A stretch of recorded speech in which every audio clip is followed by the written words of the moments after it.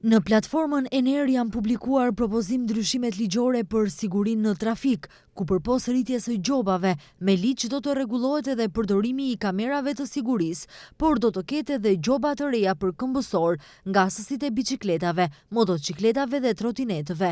Përpos kamerave të sigurisë, të cilat janë vendosur nëpër bulevarde e udhëkryqe, të cilat do të regjistrojnë çdo shkelje të mundshme në komunikacion, risi në ndryshimet ligjore ka edhe për këmbësorët, të cilët gjatë kalimit në udhëkryqe nuk guxojnë të përdorin telefon, nuk guxojnë të përdorin orë smart, nuk guxojnë të përdorin kufje, ndërsa këto rregulla vlejnë edhe për përdoruesit e motocikletave, biçikletave dhe trotinetëve.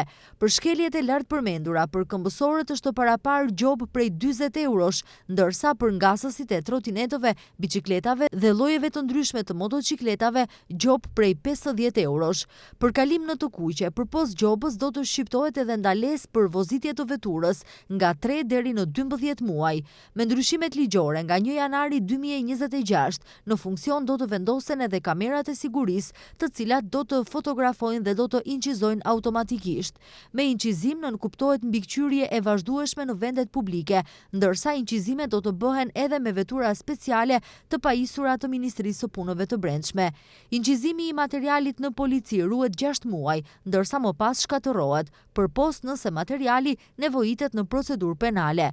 Gjobat për shkeljet e konstatuara do të dërgohen me SMS porosi dhe gjobat do të mund të paguhen në mënyrë elektronike përmes linkut që do të dërgohet me mesazh.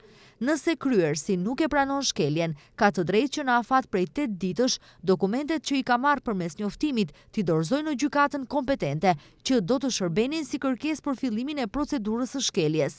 Nëse pronari i makinës nuk e ka drejtuar automjetin gjatë kohës që është kryer shkelja, ai është i obliguar që në afat prej 8 ditësh të japë të dhënat e identitetit të personit që ja ka dhënë makinën.